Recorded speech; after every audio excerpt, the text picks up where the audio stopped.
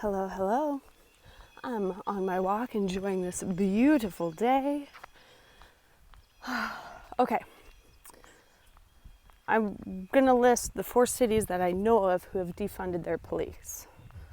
Austin, Minneapolis, Seattle, and Portland. Right? I'm not sure about Minneapolis, but I think the other 3 have since, after defunding them, after seeing, I think like Seattle had 200 police officers quit.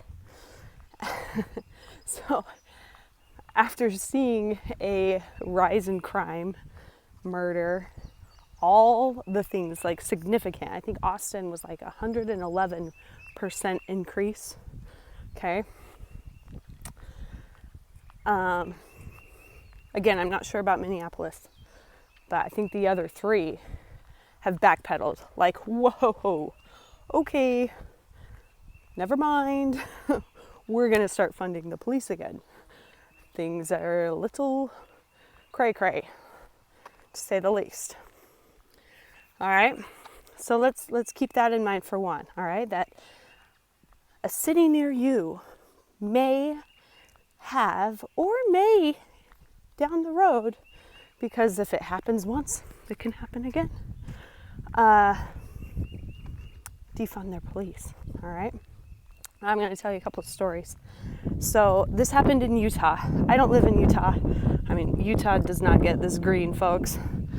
But I have family that lives in Utah, okay? So my sister, I don't know when this happened, but my sister was telling me this story of these people were driving a truck, pulling their boat on a trailer. I believe it was a boat. I'm now wondering if it was like an RV. I think it was a boat. Regardless, tomato. And the hitch broke. All right. Thankfully, they had the chains connecting the trailer to the truck. I have known people who don't connect those chains. That's a stupid idea. All right. Thankfully, these people had connected the chains to their truck, the chains from the trailer to the truck. All right, because the hitch broke. So the trailer starts swerving. It starts swerving their truck. Their truck ends up hanging off a bridge, vertically, hanging off a bridge, being supported only by the boat and trailer that is still like stuck on the road, probably on the other side of the barricades there, you know, that help to keep cars on bridges, and dangling by those chains. Can you imagine? You're just driving, you're gonna go boating, and suddenly you're hanging vertically from your truck off a bridge. Okay, where my mind goes when my sister told me this story is, to heck with waiting for help. I am climbing out of that truck. And I can say that because I wasn't there, right? Maybe circumstances wouldn't have allowed for that. But that's what I'm thinking. I am not waiting for help. I am climbing out of the cab, across, like up the truck bed, out of there. Like, there's no way in heck I'm waiting for help. What are they going to do anyway? Like, put a trampoline underneath? Maybe get a helicopter with a rope ladder?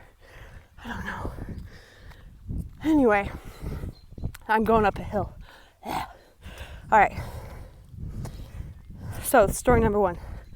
Story number 2. It was my 30th birthday, actually. Another story that takes place in Utah. Again, I don't live there. I live in Indiana.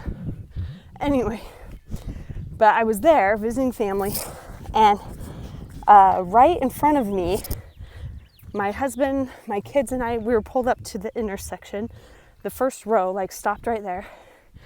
Right in front of us, a collision happened, and this Jeep flipped all the way over and another half.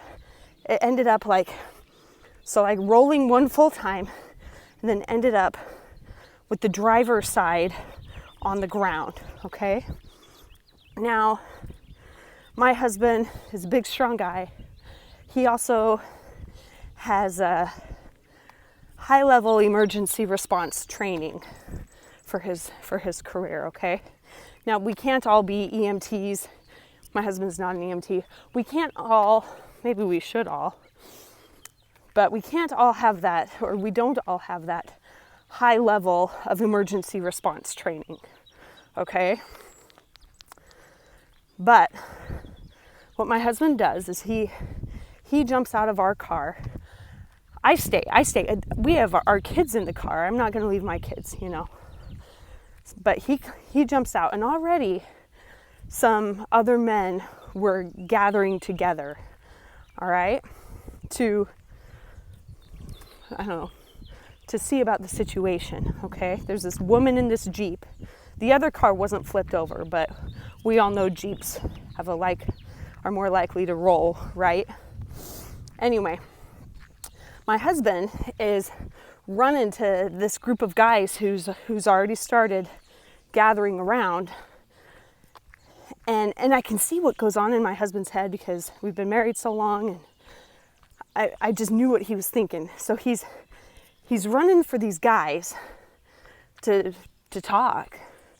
But then, like halfway there, he switches. He turns just a bit, and he ends up going right over to the Jeep. And I knew what he was thinking. He was thinking, these guys are just standing around talking. I don't know if that woman is bleeding out in there. Like, she needs help. So instead of just like standing around formulating a plan, my husband just takes action, which is like such a turn on, by the way. A man who takes action, there are a few things hotter.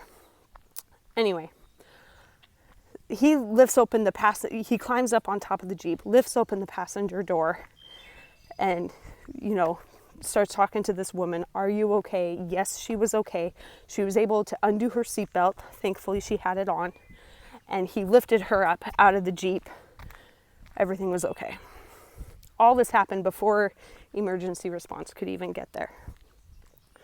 All right, so I tell you these stories because we are sentinel mothers. It is our job to stand watch over our children, over our families, over anyone we may come in contact with. Gone, like if you think about even the Dust Bowl in the 1930s, when the people were leaving the Great Plains and heading to California, okay, 90 years ago, 85 years ago. If you couldn't walk, you couldn't live, right? How many people today can't walk 2 miles? How many people today, and I know in stressful situations, adrenaline kicks in and your muscles are able to move more quickly and efficiently, right? Everything gets heightened in these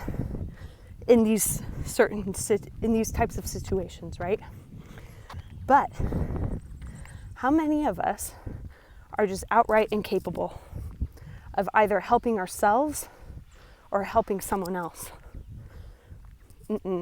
I've seen too much. I have seen too much. I can't take it anymore. I can't. Like, I physically cannot take it anymore. I can't take any more of us giving our power away, waiting for someone to come save us, or standing around talking, waiting for something to happen. I mean, I have a favorite quote. Joan of Arc, she's one of my heroes. If you don't know much about her, well, maybe here's your opportunity. No, I love Joan of Arc. She said, act and God will act. But how many of us are just incapable of action? We don't know what to do. We don't have the physical strength. We don't have the mental strength. And I'm not talking about being able to, do Herculean feats here. I'm just talking about those situations where it may be life or death waiting upon somebody. It may be life or death for someone else if we wait upon somebody. Imagine, and this has happened to me, I'm sure this has happened to anyone with a 2-year-old, right? Everything's fine, everything's hunky-dory. You're keeping your eye on them while you're busy doing your thing, and then suddenly they're gone. Where are they? I had a 2-year-old in a creek, okay, that I had kept my eye on. All right, I know my own 2-year-old. He needed, oh man, thank goodness for guardian angels. But regardless, anyone who's watched a 2-year-old knows that you might not be able to act quick enough, right?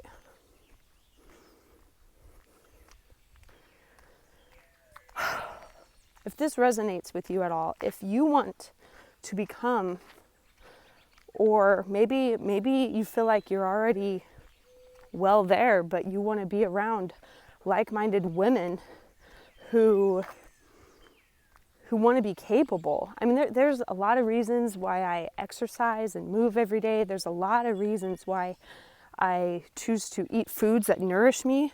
I indulge every now and then, sure, but this is one of those reasons, so that I am capable, so that, heaven forbid, I ever find myself dangling off a bridge in my truck. I don't even own a truck right now. One day, that maybe me climbing out myself just might be an option, rather than waiting for help. That maybe when someone else's life may be on the line, maybe I would be able to run over and take action and help them. My kid ever finds himself running into the street or a creek or a swimming pool, the beach, it doesn't matter. I'm able to jump up and take action. Why? Because every day I move, I eat well, I sleep well. This is what my group is all about. And so I want to leave you with just one action step. I'm on a walk right now. I want to encourage you to go on a walk. 1 mile. Can you do 1 mile? Now, and I'm a fair weather walker. I've mentioned this before. I don't like walking in the wind or the rain. I've done colder temperatures before, but I prefer like this. This is a good temperature. Get some sun. Anyway, my action step for you is to walk 1 mile today. If you're watching this, it's the end of the day, okay, maybe get up and do it in the morning. Then, but leave a note. Inspire someone else in the comments below if you did, or if you have, or say that you will. Say, I haven't, but I will, so that we can all help to hold you accountable. All right? Okay. Peace out, guys.